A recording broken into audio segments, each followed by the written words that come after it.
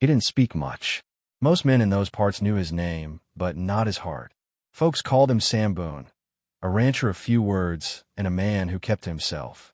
But that morning, something shifted. It wasn't a cattle rustler or a fire across the hills. It was the sound of boots in a courtroom and the quiet defiance of a man standing for someone no one else dared defend. A native woman with eyes like the wind and a story that silenced the gavel. In a town where prejudice spoke louder than law, Sam's choice echoed like gunfire at dawn. He didn't just defend her. He risked everything. His reputation, his land, even his life. No rancher had ever stood between the tribe and the townsfolk. But Sam didn't blink. As the judge stared down and the murmurs of the crowd turned to rage, he raised his voice and said the unthinkable. She tells the truth, and I'll stand with her. What no one knew, not the sheriff, not the judge, not even the woman, was what would happen that night. When dusk bled into darkness and the prairie turned silent, a line of torches began to rise beyond the ridge. They came not with arrows, but with honor. Not for vengeance, but for gratitude. Her tribe, long hunted and hated, surrounded Sam's ranch like guardians of an ancient pact. It wasn't just a gesture. It was a vow, a moment that rewrote the rules of the West, not with bullets, but with loyalty. And from that night on, no one crossed Sam Boone's fence again, not because of fear, but because of what he represented. A man who chose truth over silence and dignity over survival. If you think you know what happened next, think again. Because what unfolded in the shadows of that ranch would change the fate of an entire valley and reveal secrets buried deeper than the desert's bones. The courtroom still smelled of dust and old wood, as if justice itself had grown tired of being ignored. Sam Boone stood there like a boulder in a river, unmoved by the whispers behind him. He hadn't planned to speak that day. He'd come to town for supplies, not to take a stand. But when he saw the bruises on the native woman's arms and the way the townspeople looked at her like she was less than human, something in him snapped, something older than memory, rooted in the land itself. Her name was Ayanna. She stood alone, accused of theft, though there was no evidence but the color of her skin and the silence of those who watched. The merchant claimed she'd stolen a brooch, but Sam had seen her walk in. He'd seen her place money on the counter. He'd seen the merchant pocket it. Yet no one else said a word. The sheriff avoided her gaze. The judge leaned back with indifference, and the crowd waited for a sentence they'd already agreed upon. Sam's voice didn't tremble when he spoke. I saw what happened. She paid. The room went still. A rancher defending a native woman. That wasn't just rare, it was dangerous. The air turned thick with tension, like the moments before a gunfight. Sam knew the cost of his words, but he didn't flinch. He was raised to believe a man's worth was measured not by his land or cattle, but by what he stood for when no one else would. The judge narrowed his eyes, searching Sam's face for any sign of weakness. "And what business is it of yours?" he asked coldly. Sam didn't hesitate. Truth is everybody's business. The courtroom buzzed with unease. Some spat on the ground. Others stared in disbelief. But Ayanna, for the first time since being dragged into that room, looked up, not in fear, but in silent gratitude. Her eyes met Sam's, and something passed between them. A wordless bond, a sacred understanding. The judge dismissed the case, not out of justice, but out of discomfort. He couldn't fight Sam's reputation, not without risking his own. As the crowd dispersed with grumbling and curses, Sam turned to leave. Ayanna followed in silence. The wind had changed that day, and though the skies were clear, there was a storm gathering far beyond the horizon, one that would bring fire, loyalty, and something that neither of them could yet imagine. The ride back to the ranch was quiet. Ayanna didn't speak, and Sam didn't ask. Words felt too small for what had happened. As the sun dipped behind the hills, their shadows stretched long across the prairie. Coyotes howled in the distance, and the wind whispered secrets only the land could understand. Sam glanced sideways at her, noticing how she kept her chin high despite everything. There was strength in her silence, the kind that came from generations of survival. At the edge of the valley, the Boone Ranch came into view. Ayanna slowed her horse, her eyes widening at the sight. It wasn't a grand place, just a humble stretch of land with weathered fences, a worn-out barn, and a porch that had seen more storms than smiles. But it was home to Sam, and now, for reasons neither fully grasped, it was a refuge for her too. "You can stay here tonight," Sam finally said. "Safe land's hard to come by." She nodded, but her gaze lingered on the horizon. Something about the way she looked made Sam uneasy. Not fear. No, it was deeper than that. Ayanna carried something inside her, like a song that had been buried under too many winters. As night fell, she sat by the fire, hands folded, lips moving in prayer or memory. Sam watched from the doorway, sensing that this was only the beginning, that protecting her in court was a single step on a trail much longer than he thought. When the first torch appeared on the hill, Sam reached for his rifle. Then another flame flickered beside it. Then 10 more. Within minutes, the ridgeline burned orange with light. Dozens of figures stood there, silent as the stars. Sam didn't move. He'd seen enough raids to know that stillness often meant danger. But then Ayanna stepped outside, looked toward the lights, and whispered one word: family. The tribe descended slowly, with dignity. No war cries, no weapons drawn, just torches held high and eyes filled with meaning. Elders, warriors, children, all came forward, circling the ranch with solemn reverence. Sam lowered his rifle. The firelight danced across faces painted with tradition and time. One of the elders approached, placed a hand on Sam's chest, and said, "You defended one of ours. Now we defend you." And with that, the night turned sacred. A bond had been forged, not in blood, but in honor, the rarest kind of promise the West had ever known. Sam hadn't asked for protection. He wasn't the kind of man who counted favors or debts. But that night, as flames lit the ranch's borders like a crown, he understood something words could never teach. In the Old West, honor didn't come from titles or guns. It came from actions no one else dared take. The tribe didn't owe him anything, yet they came. Not as beggars, not as strangers, but as guardians. Ayanna stood beside him, quiet and proud, as if this moment had been whispered to her long ago in a dream. Around the fire, stories were shared, not in English, but through gestures, through rhythm, through the slow cadence of drums and the flicker of memory in the eyes of the elders.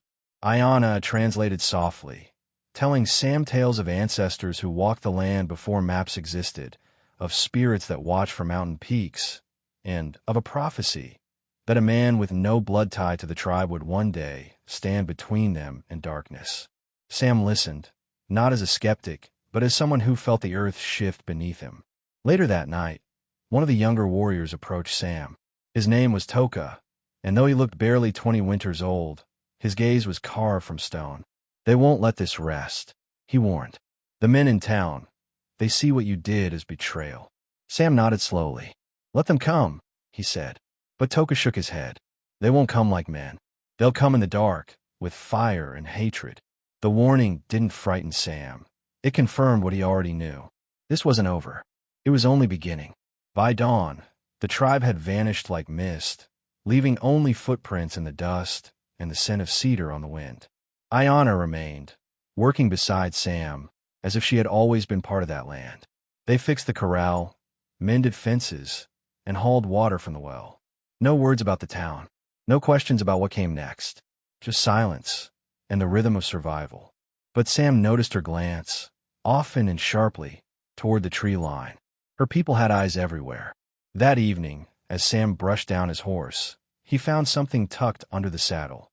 A piece of cloth, folded carefully, with a painted symbol, a red hand surrounded by a ring of stars. Ayanna saw it and froze. "It's a warning," she said quietly. "They're coming tonight." Sam didn't ask who. He didn't need to. The mark was from a group he knew too well. Men who believed the West belonged only to them. Men who rode with hate under their hats and carried fire wherever they went. The kind of men who didn't forgive. The kind of men who didn't forget. That night, the stars were unusually bright, as if heaven itself leaned closer to watch.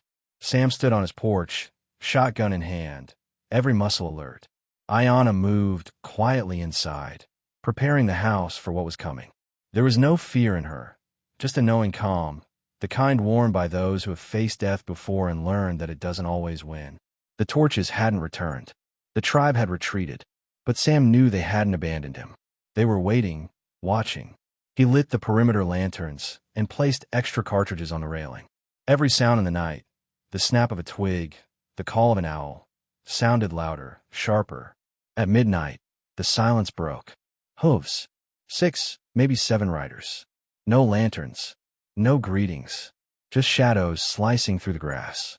Sam's jaw clenched. He recognized the rhythm. It was Carson's gang. The same men who had once tried to burn out a native camp near Deadwood. They didn't believe in trials. They believed in torch and rope. The leader dismounted first. Tall, thin, and pale as a snake's belly. "Boone," he called out, voice slick with mockery. "Heard you got yourself a new squaw."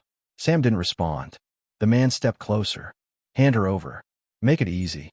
Sam raised the shotgun slowly, not aiming yet, just a promise in his grip. "Turn around," he said. The man laughed, then looked to the others. "He thinks he's a hero now. Thinks he's one of them." Another rider lit a torch, flame curling high into the sky. That was the signal. But before the men could advance, the trees came alive. Dozens of shapes emerged from the darkness, silent, poised, and deadly. The tribe had returned, not with war cries, but with presence. Warriors flanked the ranch on every side, arrows nocked, blades drawn. The man with the torch hesitated, then dropped it into the dirt. The fire sputtered and died. A moment passed, stretched thin like rawhide. Then, from the shadows, an elder stepped forward, not to fight, but to speak. "You come with fire," he said, voice low like thunder. "We come with truth. If you strike here, you will not leave these grounds." Carson's gang looked at each other. Their courage, built on cruelty, began to crack. They had come expecting a lone rancher and a frightened woman. They hadn't counted on this. On honor, on unity, on the kind of strength that doesn't scream, but waits.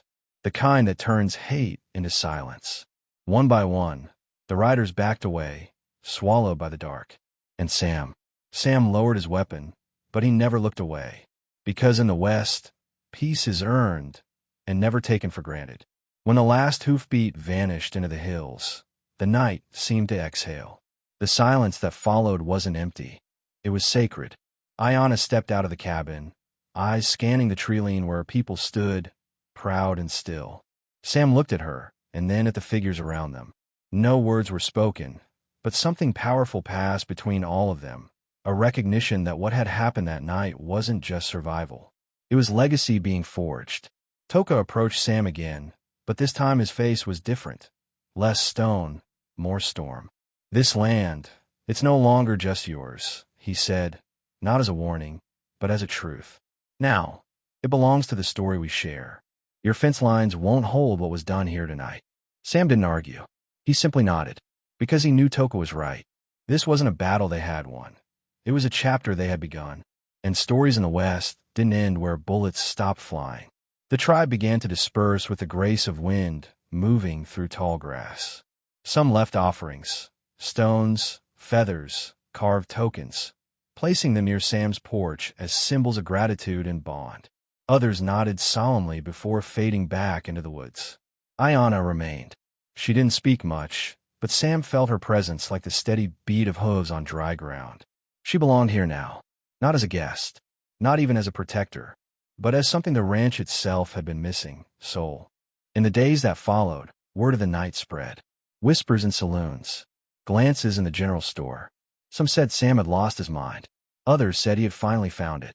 A few tried to visit the ranch, out of curiosity or contempt, but none crossed the gate. Whether it was fear of the tribe or respect for what had happened, Sam didn't know. He just knew the land was quieter, the cattle calmer, and the mornings filled with a strange kind of peace he hadn't felt in years.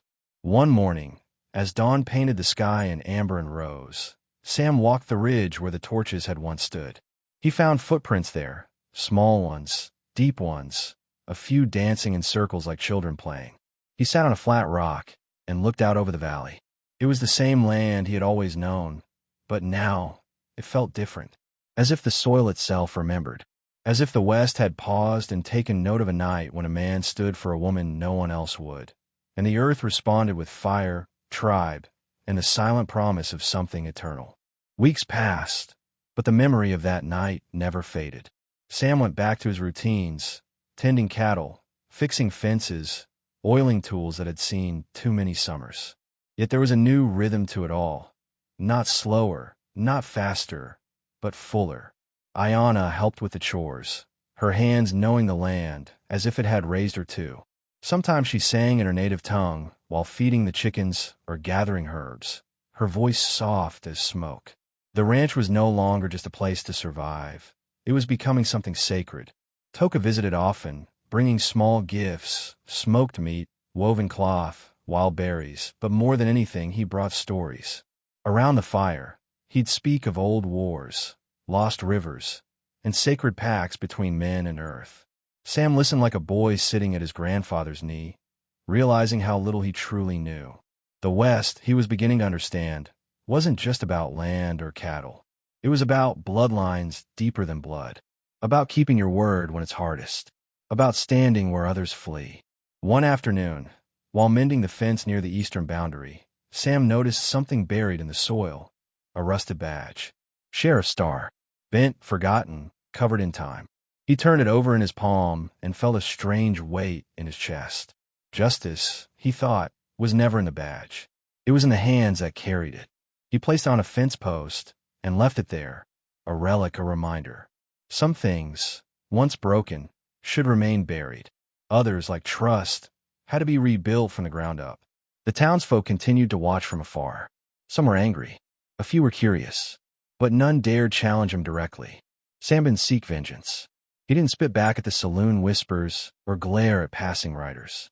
He simply lived, with quiet strength, with a woman beside him who had faced hatred and didn't let it win, with the knowledge that sometimes the loudest message is the one spoken with stillness, the kind that settles deep in a man's bones and changes the way he walks forever. One evening, as the sky bled into violet, Sam and Ayana stood by the corral watching the horses run. She turned to him and asked, "Why did you speak that day?" Sam thought for a long time. Then he said, "Because it felt like the right thing. And I was tired of doing nothing." She nodded, her eyes glistening, not with sadness, but with something far older, hope. And in that moment, under a sky wide enough to hold every untold story, the two of them stood not as strangers, not as saviors, but as something even the West could respect, equals. As spring pushed its way through the dry cracks of the earth, life on the ranch settled into a quiet, steady pulse. Grass grew taller, and birds returned with songs that seemed almost too sweet for a place once filled with fire and tension. But Sam knew peace in the West was like dew in the desert, precious, fleeting, and easily lost. So he kept his eyes open, his rifle clean, and his mind sharp, not because he expected trouble, but because he respected how quickly it could come. One morning, a rider appeared on the ridge. Alone, hat pulled low. Sam watched him approach, the silhouette growing against the rising sun. He didn't flinch. Ayana stepped beside him, instinctively resting her hand near the knife she kept hidden beneath her shawl.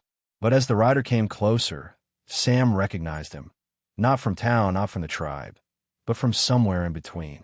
His name was Grady Finch, a half-native scout once hired by the army, now a drifter with too many scars and too few loyalties. Grady dismounted without a word and held out a parcel wrapped in leather. Inside, a letter, creased, weathered, smudged by time and sweat. "From your brother," Grady said. Sam froze. His brother, Jacob, had vanished nearly 10 years ago after a fight so brutal they hadn't spoken since. But the letter was real, and it wasn't just an apology. It was a warning. Jacob had joined a gang in Kansas, men who had no law but coin, and they were headed west with burning eyes and empty morals. They weren't coming for land. They were coming for Sam. Ayana read the letter in silence, her brow furrowed. She said nothing at first, but later that night by the fire, she whispered, "Blood has memory. If your brother returns, it will not be to shake hands." Sam nodded. The idea of facing Jacob again wasn't what disturbed him. It was the knowledge that the man riding toward him might still wear his face, but no longer share his soul. The West was cruel that way. It didn't just kill men, it changed them into something else before it did. The tribe was warned. Toka returned with scouts and elders and together they began preparing without ceremony or fear. They reinforced the barn, dug fresh wells, and sharpened blades. But more than that, they listened. Listened to the land, to the wind, to the signs that only those who had lived in harmony with the earth could read. "They're close," Iana said one night, as the horses grew restless and the moon rose red over the ridge. "And they're hungry, not for cattle, but for a fight." Sam didn't respond. He simply stood, placed the old sheriff's badge back into his pocket, and began counting every bullet he had left. The sun had barely touched the edge of the sky when the first smoke trails appeared, faint at first, like whispers, then thicker, darker, moving in rhythm with the hoofbeats of men who didn't knock before entering another man's land. Sam stood on the porch, shoulders square, eyes fixed on the trail. Iana beside him, calm as ever, her presence like a steady flame in the wind. Behind them, the tribe moved like the forest itself, silent, unseen, but everywhere. Jacob Boone led the charge. Sam saw him clearly now. The same crooked smile, but colder. Same eyes, but emptier. Time hadn't been kind, or maybe it had, if cruelty was a form of armor. Jacob rode straight up to the edge of the property and stopped. "Sam," he called out, as if the years hadn't happened. "Heard you made yourself a new family out here." His voice dripped with venom wrapped in charm, the kind that fools the weak but not the wise. Sam didn't answer right away. He let the silence stretch, let the weight of all the unsaid things settle between them like dust in a church. Then he said, "This land's not yours, Jacob, and I'm not that boy you left bleeding in the dirt." Jacob's smile faded. "No," he said, "you're worse. You forgot who you are, siding with them." He spat in the dirt. "You were born Boone. You're dying Boone."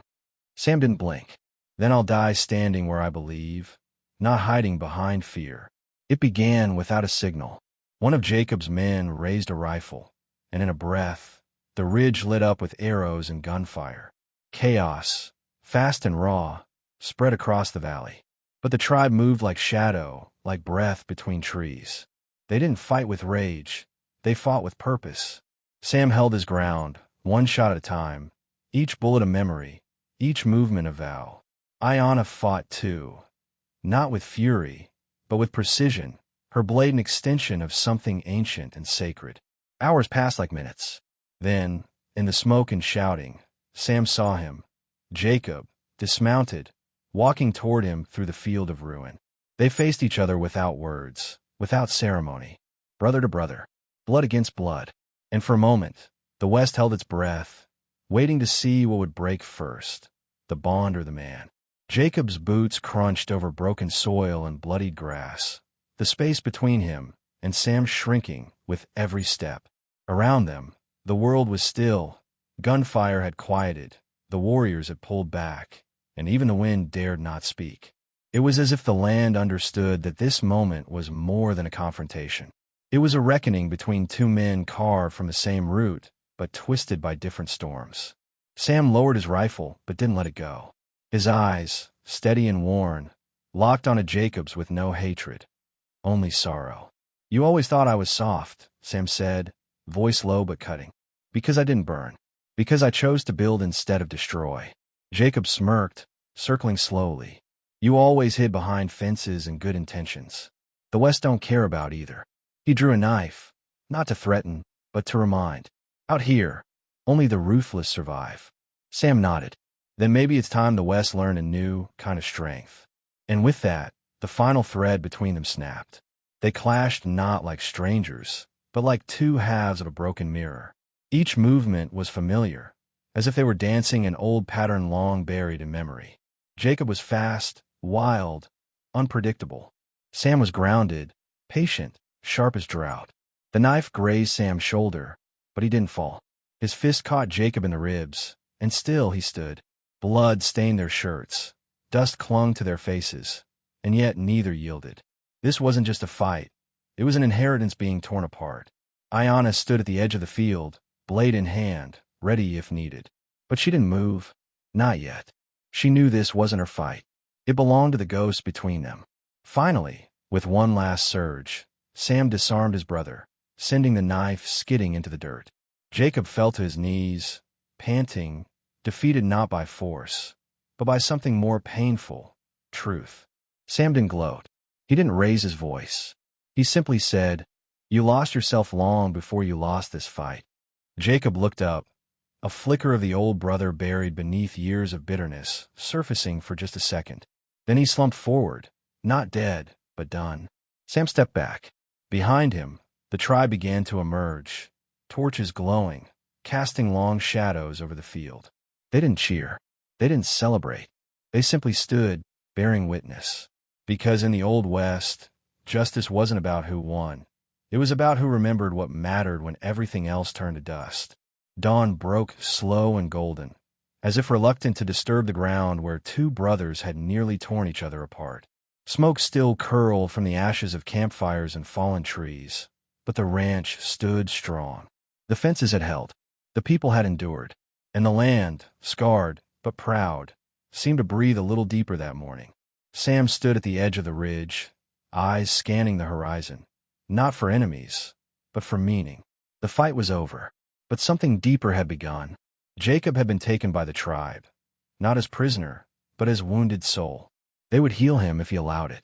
If not, they would let the land decide. Sam didn't protest. He knew now that punishment wasn't always steel and rope. Sometimes it was silence, reflection, and the weight of your own choices pressing down like the sun at high noon. Ayanna watched Sam closely in the days that followed, as if studying the changes the battle had carved into him. She saw the quiet shift in his posture, the deeper pause before his words. Toka came one evening with a bundle wrapped in elk hide. Inside was a symbol, a small carved figure, half man, half wolf, with a star over its heart. "This is for those who stand between worlds," he said, placing it in Sam's hand. "You're no longer just rancher or brother. You are bridge." Sam accepted it without pride, not because he believed he was worthy, but because he understood that some roles aren't chosen. They are earned through fire. The town, hearing of what had happened, kept its distance. But the whispers shifted. No longer did they mock the man who sided with Indians. Now, they spoke his name with a strange mixture of fear and reverence. Sam Boone had become more than a man. He was a story now, a living legend. And the West, for all its dust and bullets, had always bowed to those who could become more than flesh. Those who carried not just rifles, but truth. One morning, as the horses grazed in the light of a soft rain, Ayanna placed her hand on Sam's. "They say the West breaks everyone," she whispered, "but I think you bend it a little." Sam chuckled, a rare sound, warm and deep. He looked out over the valley, green returning to the fields, the wind gentler than before. "Maybe," he said, "or maybe you just needed reminding." And in that breath, the ranch, the tribe, and the man who once stood alone, all became one story, written not on paper, but in the soil, the fire, and the silence between the stars. Some stories of the West fade like smoke in the wind, but others, like the tale of Sam Boone and the tribe that stood by him, carved themselves into the land forever. What began with a single act of courage in a dusty courtroom grew into a legacy that even fire couldn't erase. It wasn't the rifles or the torches that changed the fate of that ranch. It was the choice of one man to stand for truth when silence would have been safer. And in the West, there's nothing more dangerous or powerful than a man with conviction. Sam didn't become a hero because he was braver or stronger than the others. He became one because he listened to a woman's voice the town tried to silence, to the wisdom of a tribe others called enemies, and to the quiet pull of justice when vengeance would have been easier. In a world ruled by the loudest guns and the fastest horses, he chose the harder path, integrity. And that choice rewrote the rules of a land too long governed by fear. The lesson is clear, and it doesn't belong only to the Old West. It belongs to now, to anyone watching who's been told to stay quiet, to anyone who's seen something wrong and wondered if they should speak. It only takes one moment, one stand, to shift the course of a life, a land, or a legacy. And sometimes, the most unexpected alliances, between strangers, between cultures, even between brothers divided by pain, become the pillars that hold up something greater than all of them. So remember this: the strongest fences aren't made of wood or wire. They're made of loyalty, of truth, of the fire in our hearts when we choose what's right, even when it costs us everything. The West doesn't forget men like Sam Boone because he didn't forget what it meant to be human. And in a world that still battles between hatred and honor, that memory matters more than ever. If this story moved you, take a moment to reflect. And if it left a mark on your heart like it did on the land, consider subscribing to the channel. Share your thoughts in the comments, and let us know what truths you've chosen to stand for. Every voice here adds to the legacy, and together, we carry these stories forward, not as echoes of the past, but as torches lighting the way ahead.